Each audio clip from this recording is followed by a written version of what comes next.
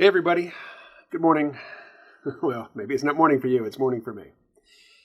So I got an email this morning from somebody we'll just call B, explaining that B, like me, is a Gen X. At the time, in the 80s when he was in high school, he was a male or whatever. I don't say whatever, he was a guy. He got married, fathered 2 kids, got divorced, and then in his 30s, I guess, and into his 40s, he started to realize that he wasn't really comfortable, being assigned male gender. And along with his email, which was a long email, I'm not going to read it or even summarize it in full, he included a link to a couple pieces about how to better understand non-binary people. And one of them was from Vice. It's called 100 Ways to Make the World Better for Non-Binary People, Respecting People's Pronouns, and 99 Other Easy Things. Let me just give you a list of 99 easy things you can do. A list of 99 things, even if each individual item is simple and easy, 99 of them is not easy. Let's just have a look at some of these items on this list of 100. Of course, a lot of them are repetitious. Like the first one is, there is no one non-binary experience. Celebrate and accept nuance. Embrace the contradictory and confusing. Be comfortable with not knowing everything. Well, I agree with that last one. Be comfortable without, not knowing everything, because you can never know everything. A lot of what you know is false. And you don't know what you don't know. I can't remember the source of the quote, but doubt is not a comfortable condition, but certainty is absurd. So yeah, so far, so good. Although, this is supposed to be a list of 100 things you're supposed to do. In this first item, we are exhorted to celebrate, accept, embrace, and be comfortable. By my count, that's 4. Anyway. Still, it's not a bad start. But then we get down into things like, accept that you can never know someone's gender just by looking at them. Yes, take it in. Until we can read minds, we can just never know. Well, you know what? I don't accept that. I think with most people, they present the gender that they are comfortable with. It is a tiny minority. At least up until the last 5 minutes, it was a tiny minority of people who even considered whether or not, their assigned gender or their assumed gender matched their internal sense of what a gender is. I don't know. Until recently, it was a very fringe thing, and it would be ridiculous to say that the entire population has to obsess over this fringe thing the way the people who are obsessed over this fringe thing obsess over their fringe thing. So, as I say, repetitious. The next item on the list, number 7. So, when you don't know anyone's pronouns, default to they, them, even the people whose gender you think seems obvious. No, absolutely not. What this is saying is that even if you're not talking to somebody who is obsessed with this obscure issue, you still have to change the way you talk to and about everybody. Even other normal people. And yes, normal people. Most people. It is normal in this society for people to occupy a gender role based on their biological sex.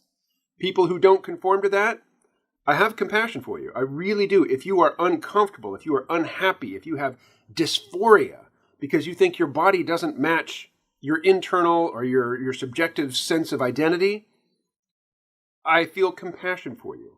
But it is not incumbent upon the rest of society to change the structure of our language and social relations to accommodate you. So I wrote back to B. I said, in more concise form, a lot of what I'm going to say in this video. And one of the things I said is, hey, if you're a Gen Xer, if you were a teenager in the 80s, you're surely familiar with the phrase, sounds like a personal problem. Now, it is a cruel, dismissive thing to say to somebody who has just told you about something they're uncomfortable with. But, there's there's a nugget of truth and wisdom in sounds like a personal problem, which is that if you're not comfortable with the world as it is, sure, you can try to change it, but it is nobody else has any moral obligation to feel obsessed over the things that obsess you. I don't have to make gender nonconformity my primary issue. I don't have to orient my language and my relationships with other people who also have expressed no interest in this esoteric topic. There's just no way you can convince me that it is my moral responsibility to constantly be updating my personal lexicon and vocabulary to suit the interests of, a tiny cohort of young people who, even within their own age cohort, their own generational cohort, they're a minority. I'm 52. It is not my responsibility to constantly comb through my vocabulary to please some millennial who's obsessed with gender. Let's go back to this list of things we're all supposed to do for non-binary people. And I don't have particular items from this list of 100 picked out. I'm just scrolling through and stopping, not at random, but, I don't know where we're going with this. Number 14, stop saying the opposite gender sex.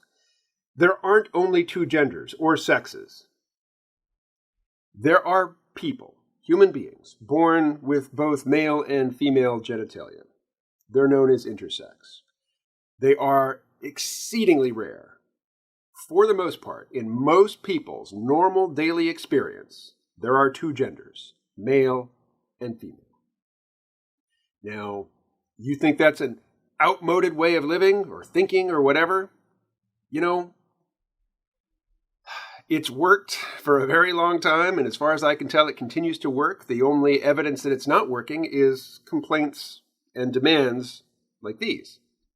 And I pay them no heed. Again, you get weirded out by the binary or the polar thinking that we go in for. I mean, our language is replete with polar opposites.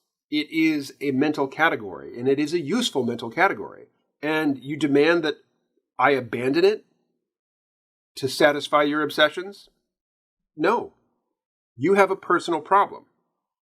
You need to figure out how to operate in a world where most people think there are two genders and they think in binaries. Now, I agree it is useful to transcend binary thinking. But I think it's useful to meditate. I think it's useful to lift weights. I don't demand that everybody do these things. And, how could I? That would be an absurd demand. 27. Don't make a big hubbub if a non-binary person dresses in a stereotypically traditional binary way. Dresses and bow ties don't have genders. It's going to be okay. Yeah, I don't give a shit what somebody wants to wear. If they are an attractive person and, what they wear enhances their attractiveness, good for them. If they're wearing sweats and a baggy t-shirt and flip-flops, I hope they're comfortable. Beyond that, I'm not going to obsess over somebody's wardrobe. Number 31, don't default to honorifics like Mrs., Ms., and Mr. Some non-binary honorifics include Mix and and I also enjoy Your Highness, personally. So don't say Mr., Mrs., Miss, Ms. Sorry. No, those are normal forms of address. That is how you show respect to somebody. You acknowledge that even if you are familiar with them in the context in which you're speaking to them, that level of familiarity is not appropriate. So you distance. You use a last name and you use an honorific. If you get bent out of shape by that, again, that's your issue. That is a personal problem. You need to figure out how to be comfortable or at least functional in a world where people address one another using these honorifics. Number 34, add your pronouns to your email signature to normalize disclosing pronouns. No, absolutely not. That would identify me as a loony lefty. And I object. The loony lefties are, half the problem. I don't know. I don't know if they're half the problem. They're certainly a big chunk of what I think is dysfunctional about our current culture, which bleeds into our politics. Number 42. Give your pet gender-neutral pronouns like they. This is awesome practice. And ask me about my rant on how we can never know animals' genders since they can't speak to us. Again, no. Your discomfort with the way most people think about sex and gender is your personal problem. It is not incumbent upon everybody else to conform to your abnormal mental image about how people are built and how they should relate to one another when it comes to gender and sexuality. You have no authority and no reasonable expectation that anybody who doesn't obsess over this stuff for their own reasons should take any interest. Number 56. Use non-gendered terms for professions such as firefighter instead of fireman or firewoman. The answer to your question about postman, use mail carrier. You know what? This is old.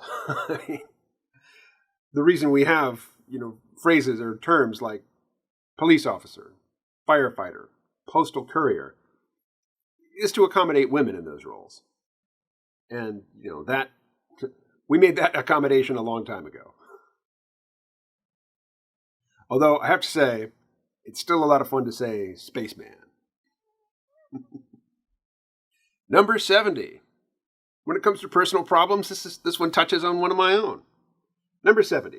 If you see someone whose gender expression confuses you in a bathroom, don't stare, just mind your own business. It is a bathroom after all. Okay, so one, yeah. In the toilet, you're there to relieve yourself. Unless somebody is up in your business, ignore them. That's just courtesy. You want a little shroud of privacy around you, most likely, in that situation. Give other people that, that same courtesy. That is a reasonable ask. When it comes to personal problems, I'm uncomfortable in public restrooms. I have a hard time peeing in public. The guys at the urinals on either side of me, they might be just normal dudes presenting as dudes. Just, no complicated gender issues going on whatsoever, and I'm still uncomfortable in that situation. And, I don't stare. I try to avoid eye contact and, get my business done with and get my hands washed and get back out into the real world. Not that peeing isn't real. Number 73. Haven't asked someone their personal pronouns before? That's okay. Don't get worked up about it. And just say, oh, by the way, what pronouns do you use? Or, by the way, my pronouns are, can I ask yours? Again, no. I am not going to do that. If somebody has personal pronouns, if they prefer that other people refer to them by personal pronouns which are not obvious, like if you present as a woman and you want to be called something other than she, her, it is your responsibility to tell other people that that's what you want. It is not our responsibility to wonder if you have, what from my perspective is a very esoteric and wacky obsession around gender and pronouns and language. Really, it just seems like somebody who is non-binary and uncomfortable about the world, most people operating in a binary mode when it comes to talking and thinking about gender, that's your problem. You need to figure it out. And you don't get to use your abnormal psychology as a club to beat everybody else into submission. You just don't get to do that. One of the things I really dislike about, we'll just say, the SJW left. I know, it's a freighted phrase, but it's also evocative and communicative. There is this cultural encouragement to embrace and play up one's physical and psychological vulnerabilities and dysfunction. The fact that you aren't coping well with something in particular It doesn't mean that everybody else has to make some special extra effort to accommodate your abnormal psychology. Morality doesn't work that way. Nobody is under any obligation to pander to your obsessions. Number 80. Accept that non-binary people are not a fad or a new trend. Also accept that the increase of mainstream coverage of non-binary identity may have been a stepping stone for folks to understand their own identities. They're not copying anyone. Okay. That sounds reasonable, but it is clearly false. I don't have the study to hand. I can't name the school or, when the study was done, but there was an elementary school where half the students answered in a poll that they thought they were either transgendered or, some other sort of non-standard gender orientation. Half the class? Bullshit. There's some social pressure and some copying going on there to produce that particular poll result.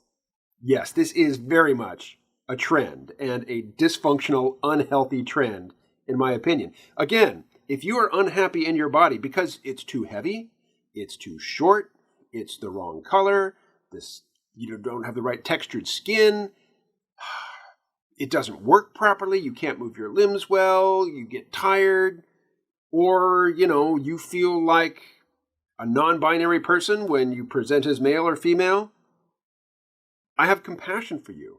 I wish you solace, and I hope that you find some way to come to terms with this. And, if it involves changing your body, if you're unhappy that you weigh too much, I weigh more now than I have in over a decade, and my pants don't fit, and I don't like it, and I would like to lose weight. I think in this instance, it is reasonable for me to, rather than come to some psychological accommodation with my current weight, to lose weight. That's fine. When it comes to surgical alterations of your body to make your body match your mentality, I mean, it's within your rights to do to your body whatever you want to do. I would never advocate that, that should be forbidden.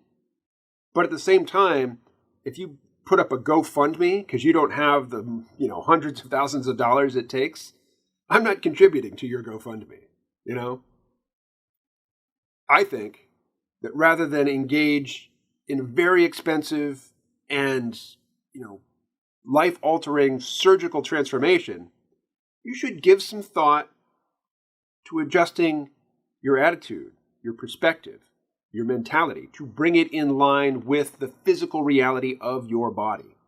Now, if you don't want to do that, that's fine. It's not within my power to tell you how you should prioritize things.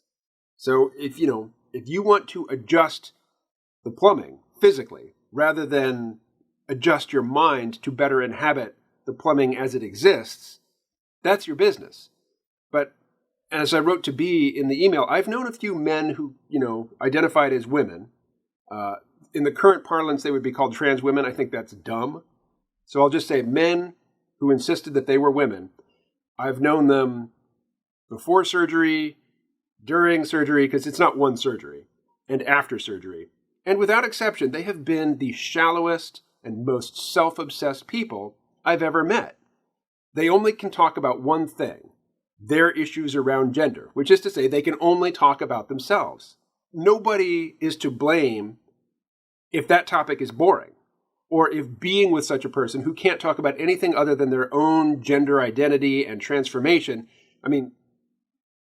if that's not your thing, that's not your thing. And there is no expectation, there is no reasonable expectation that normal people should share your obsession and change their language or pretend to share your obsession to make you feel comfortable. You have staked out a position and an identity which is at odds with the world around you. That's your problem to deal with. It is not anybody else's responsibility to conform, to rearrange the physical world and the social world to match your abnormal psychology.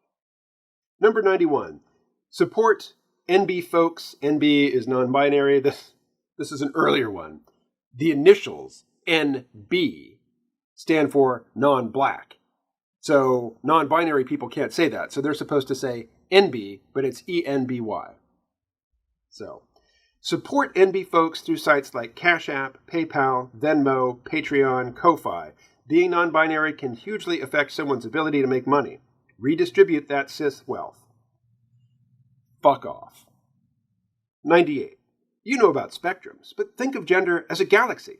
Not 2D or 3D, but multidimensional, ever-expanding, ever-growing, and infinite. No, I don't really care to think about gender that way. You are welcome to, but again, you have no reasonable expectation that I will always share your obsessions. I don't. Most people don't, and they never will. Number 100. Accept that there will always be more to learn. Be game to continue learning. That, in and of itself, in any context, I think, or in most contexts, is good advice. For some of you, I have just stated the obvious. For others, I have uttered absolute heresy. You should work to get me fired at this point. Given that I'm self-employed, it means you have to convince me to fire myself. Good luck with that. Not really. Really, I do not wish you good luck with that. What I wish you is a bit of perspective. That you are asking the rest of the world to share your obsessions when the rest of the world is not inclined to share your obsessions. Before I go, I just want to say, I have known cross-dressing men. I've known gay men who presented as hyper-masculine. I've known, I worked in a yoga studio in Brooklyn. I've known a lot of lesbians. I got no problem with any of that. And, if somebody wants to be non-binary or if they feel that they are non-binary, great. I mean, you do you. But that doesn't give you any claim on my interests and my obsessions and my use of language, which is, it's the language I grew up with. Now, I also grew up with, hearing my friends' parents casually throw around the dreaded N-word. I noticed it as a kid, and I'm grateful. My parents surely harbored some of those same attitudes, but they censored themselves around their kids. So I'm not saying that because you grew up with a particular way of speaking or hearing language that it shouldn't ever be examined or changed. But at the same time, when you get to be 52 and 23-year-olds are telling you have to change the way you talk, you will be annoyed. And you will think that they are silly. It's coming. All right, I'm done. I'll talk to you later.